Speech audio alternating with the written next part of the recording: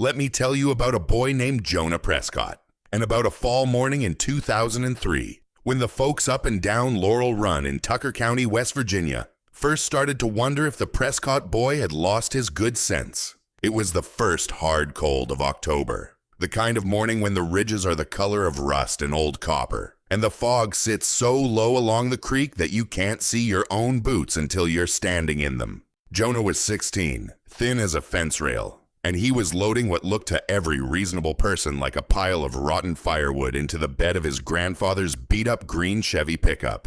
Only it wasn't firewood. It was old bee gums. Now, if you've never lived up in these mountains, you might not know what a bee gum even is. A bee gum is a beehive, but not the kind you see stacked white and neat in a picture book. Before Reverend Langstroth invented his fancy movable frame hive back in the 1850s, mountain people up and down the Appalachians kept their bees in hollow sections of black gum trees. They'd cut a length about 3 feet long, hollow out what was already rotted soft in the middle, put a plank on the top and a plank on the bottom, and set it up on flat stones behind the smokehouse. And that was your hive. Simple as breathing. Some of those old bee gums served 4 generations of a family before anybody thought to replace them. By the time Jonah started loading them into that truck, there wasn't a soul in Tucker County who thought a bee gum was anything but trash. They sat behind barns all over Laurel Run, moss-eaten, split down the sides, half-eaten by termites, black with age. Nobody had kept bees in them for 30 years or more. Some of them hadn't heard a bee inside since Kennedy was in the White House.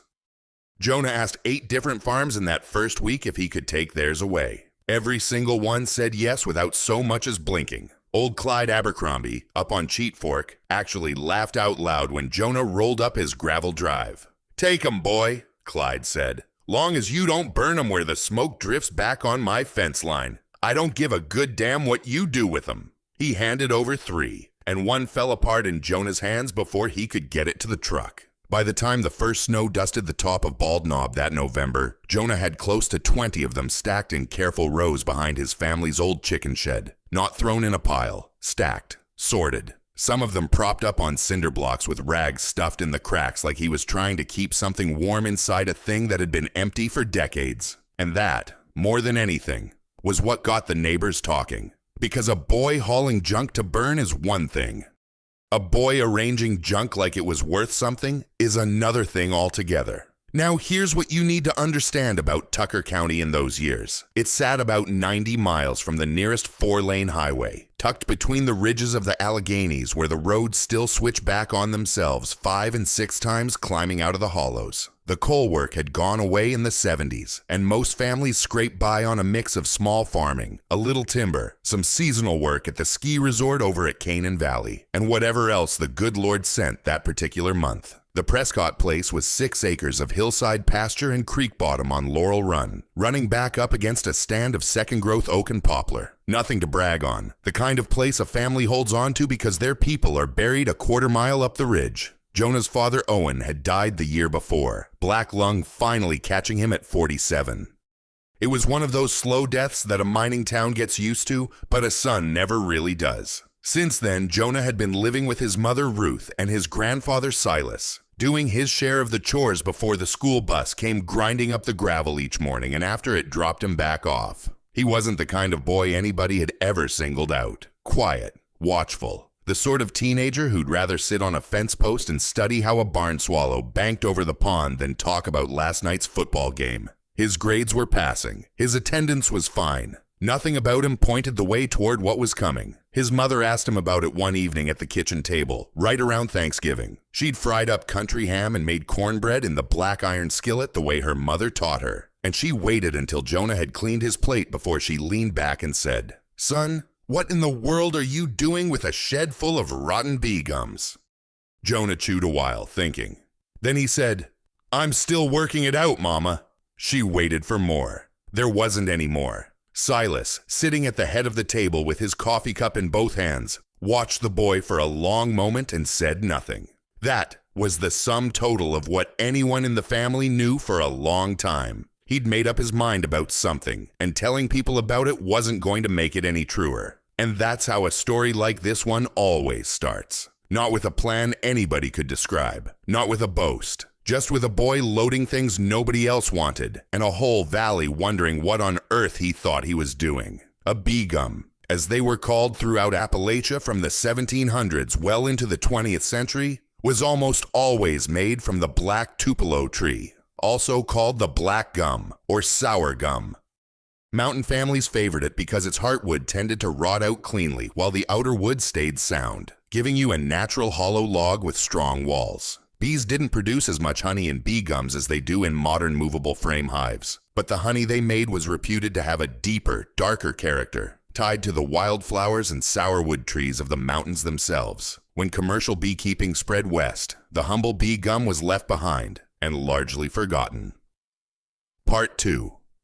Now here's the part that matters, because a boy stacking rotten wood behind a chicken shed doesn't make a story on its own. What made the story was what Jonah was writing in a battered composition notebook he kept in the inside pocket of his father's old canvas hunting coat. He'd started that notebook back in August, and by the time the ground froze in December, it was already close to half full. Sketches of the interior of a bee gum. Diagrams copied out of a library book from the Little Branch Library up in Parsons. Measurements of the wall thickness on each of the salvaged gums he'd hauled home. And a long list of questions in his own careful, small handwriting. Questions like, how do you clean an old gum without killing what might still be alive in the wood? And, would a black bee from up on the ridge take to a gum that used to house a different colony? And at the top of one page in ink, he'd underlined twice, what's a mountain bee, and where do they still live? That last question was the one that sent Jonah up the ridge road to see Merle Gandy. Merle was 71 that fall. He lived alone in a peeling white frame house on the edge of the little town of Davis, with 2 hound dogs and a screened porch full of empty mason jars stacked to the rafters. He'd worked the coal mines up at Thomas until the 60s, and after the mines closed, he'd built himself up to running over 100 bee colonies across 3 counties. A cataract and a tremor in his hands had put an end to serious beekeeping about 8 years back. Most kids in Tucker County were a little afraid of Merle Gandy. He didn't smile much. He didn't suffer fools. Jonah walked up on Merle's porch on a Saturday morning in early December, snow beginning to spit down out of a low gray sky. He knocked. Merle came to the door in a red flannel shirt with the sleeves rolled up, coffee in his left hand, dogs pushing against his legs. Yeah, Merle said. Jonah said his name. Then he said, Sir, I want to know if you can put an Appalachian black bee back into an old gum. Merle looked at him for what felt like a full minute. Then he said, Boy, half the beekeepers I know couldn't tell you what an Appalachian black bee even is. What makes you think there's still one to put in anything? Because I found what I think was the last one on my granddaddy's place last summer, Jonah said. 1 bee, foraging on the Joe Pye weed. Silas said his daddy used to keep 'em in gums up behind the smokehouse before the Varroa came through. Merle looked at him another long moment. Then he said, Come in, wipe your feet. And that was the beginning of something neither of them expected, because the mountain bee Jonah was talking about, the dark, small, hardy honeybee that had lived in the trees and rock hollows of Appalachia for more than 200 years before commercial Italian and Carneyland stock crowded them out, had been thought all but extinct through the eastern mountains by the mid-90s. The Varroa mite had come through starting in the late 80s and wiped out feral colonies from Georgia to Maine. Whatever had survived was scattered, quiet, hard to prove. Merle knew this. He'd looked for them himself twice and failed both times. But a boy claiming he'd seen one on his granddaddy's fence line and asking questions specific enough to prove he wasn't lying, that was a different matter. Over the next months, Merle became something between a teacher and a tester. He didn't hand Jonah easy answers. He'd hand him a rotted gum instead and say, Tell me what killed the last colony in that. And Jonah would sit on Merle's porch for 2 hours with a jackknife, prying apart old comb, sniffing for the sour smell of American foul brood, looking at the wax for the tunnels of the wax moth, checking the wood for the pale trails of the small hive beetle. Merle taught him to read the marks on the inside of a gum like a doctor reads an x-ray. He taught him that a strong queen lays her eggs in a tight, unbroken spiral across the comb, and a failing queen lays in a scattered, patchy way that tells you her days are numbered. He taught him that bees fail not because bees are weak, but because people quit paying attention. Bees don't die, Merle told him one afternoon, holding a chunk of old blackened comb up to the winter light. Beekeepers quit. That line landed on Jonah harder than any other thing Merle said to him all winter. He wrote it down in the composition notebook that night, in ink, and drew a box around it, and he kept working. The first real attempt at rehousing a colony happened in April of 2004. Jonah had rebuilt 4 of the salvaged bee gums by then, scorched the interiors carefully with a propane torch the way Merle showed him, patched the cracks with pine tar and burlap, mounted them on flat sandstone slabs behind the shed. He caught his first swarm off a low limb of a wild cherry tree in his mother's back pasture, and dropped them into a gum with all the care a man handles a sleeping child. That colony died in 10 days. Jonah had rushed the transfer, and the queen had never settled. Merle didn't sugarcoat it. "You wanted it too bad," Merle said. "Bees can feel that. Go slower next time." Jonah went slower. He caught a second swarm in early May, and this one held. By late June, he had 3 living colonies in old rebuilt gums, and one of them, the one from his grandfather's fence line, was showing the small, dark, hard-bodied bees Silas remembered from his own boyhood. Merle came out and looked at that gum for a long time without saying anything. Then he said, "Well, I'll be damned." And he didn't say another word about it that day. But the town still didn't know. The town still saw a boy with a shed full of rotten wood. Colony collapse and the collapse of feral honeybee populations across the eastern United States accelerated sharply after the arrival of the Varroa destructor mite in the late 1980s. Within a decade, wild honeybee colonies in mountain regions were reduced by an estimated 90% or more. Small remnant populations of locally adapted stock survived in isolated hollows, protected by geography and by keepers who never converted to commercial breeds. Recovering these locally adapted lines has since become a quiet, patient, and largely uncelebrated corner of American beekeeping. Part 3. Now this is the part I need to tell you carefully, because it's the part where everything Jonah had built almost came apart, and where he learned the hardest lesson of the whole story. It was late May of 2004. His first 3 colonies were strong. The gums were humming when you walked past them in the morning. Jonah checked them every 3 days, careful and quiet, keeping records in the composition notebook, temperament of the colony, weight of the gum, number of bees returning in a 10-minute count at the entrance. He was doing everything right. And then, on a Tuesday morning, he walked out to the shed and knew before he'd taken 3 steps that something was wrong. The middle gum, the one holding the dark mountain bees from his grandfather's line, was silent. Not quiet. Silent. Jonah stood there for a full minute before he could bring himself to lift the top plank. When he did, he found the queen still there, still slowly moving across a frame of eggs. He found young brood in the cells. He found honey stores untouched, still capped, still full. What he didn't find was foragers. The workers, the ones who fly out in the morning and come home heavy with pollen, were mostly gone. A colony that had been humming with 15,000 bees on Sunday was down to maybe 2,000 by Tuesday. He got Merle on the phone within the hour. Merle drove out that afternoon in his old blue Ford Ranger. He looked into the gum for a long time. He checked the bees for varroa mites, dusting a sample with powdered sugar over a white pan the way he'd shown Jonah, watching to see how many mites dropped. Almost none. He checked for the smell of foul brood. Nothing. He checked the brood pattern. Tight. Healthy. Exactly what a good queen should be laying. He straightened up and looked out over the hillside for a while, chewing on the inside of his cheek. Then he said, "Boy, where are your bees flying?" Jonah said, "Down toward the creek mostly. Clover and Abercrombie's lower pasture." Merle nodded slowly. "Let's you and me take a walk."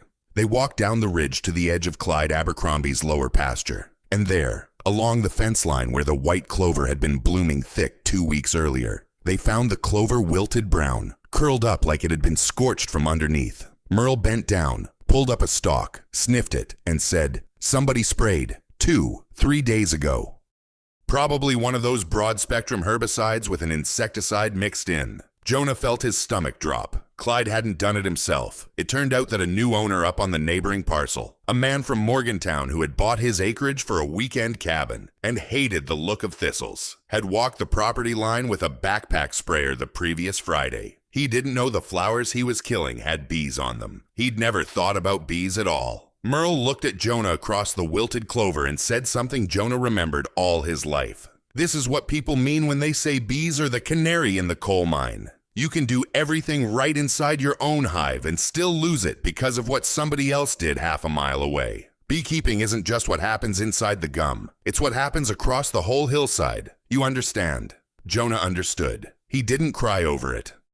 But he sat down on the edge of the pasture and stared at that ruined patch of clover for a long time before he stood back up. The remaining colony survived. He fed it. He nursed it. By August, it had rebuilt its worker force. But he never forgot that a hive doesn't live alone. And that's the summer word about Jonah Prescott finally started to move through the valley in a different way. Not because of the loss. Nobody outside of Merle and Jonah's own family really understood what had happened out at that fence line. But because a man named Hank Mathers drove up the Prescott Drive one August afternoon and asked to speak to the boy. Hank Mathers was in his early 60s. His family had held the Mathers Orchard, 6 ridges over toward Hendricks, since 1822. They grew the old Appalachian cider apples, the sort of apples that don't sit pretty in a grocery store bin, but make a cider that can bring a grown man close to tears. Newtown Pippins, Harrison, Grimes Golden, Black Twig. The kind of apples that had been vanishing all across the eastern mountains for 2 generations. Hank's yields had been dropping for 12 years running. The old wild pollinators were gone from his ridge. He'd tried renting commercial hives from a keeper down in Elkins twice. But the commercial bees didn't seem to work his old rough-bark trees the same way. His father before him had told him, years ago, that mountain apples wanted mountain bees, and he'd finally started to believe the old man might have been right. He'd heard about Jonah through Silas at the feed store. He'd come to ask quietly if Jonah would consider bringing a couple of gums up to the Mathers orchard for bloom season the coming spring. He wasn't sure it would work. He wasn't sure the boy would even say yes. He'd made the drive anyway. Jonah listened to the whole thing standing on the front step of the porch. When Hank finished, Jonah said, "Yes, sir. I'll bring you 3 gums."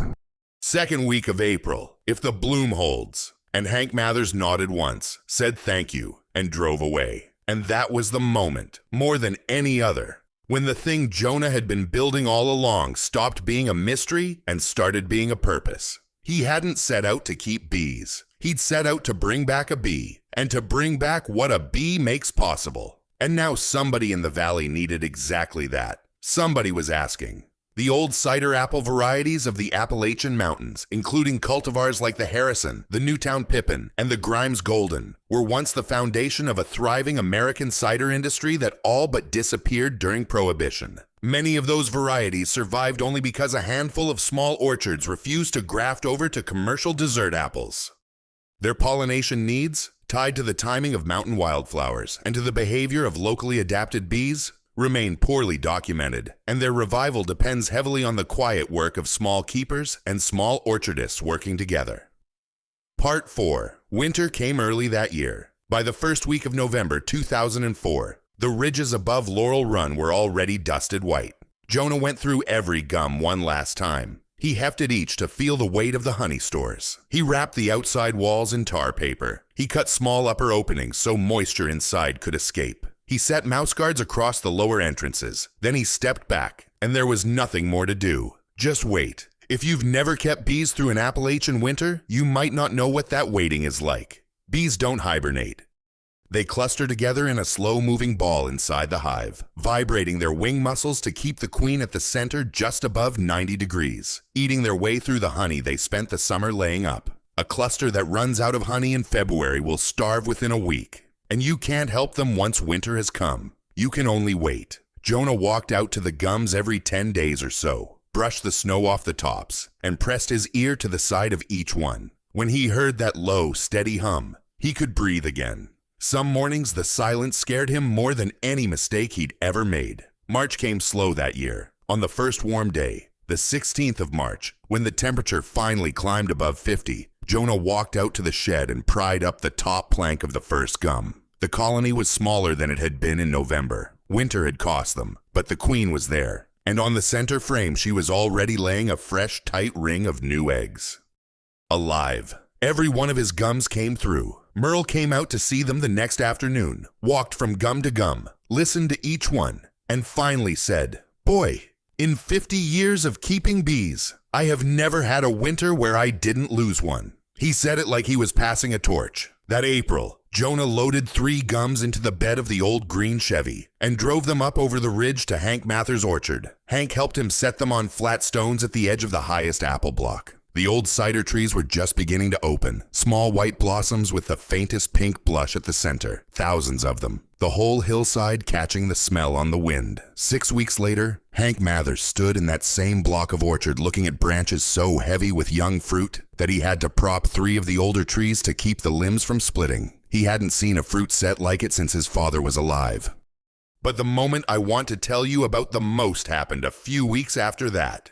It was a Saturday in early June. Jonah was out behind the shed repairing a hive stand when he heard tires on the gravel. Old Clyde Abercrombie's rust-eaten red pickup was rolling up the drive. Clyde got out. He was 78 years old. He walked slow. He was carrying something in both hands wrapped in a piece of newspaper. He walked over to Jonah and stood there a while, looking around at the neat rows of gums, the bees threading in and out of the entrances against the blue sky. Then he unwrapped the newspaper, and it was an empty mason jar with a hand-lettered paper label pasted to it. And the label read, Abercrombie Home Place Honey, 1962.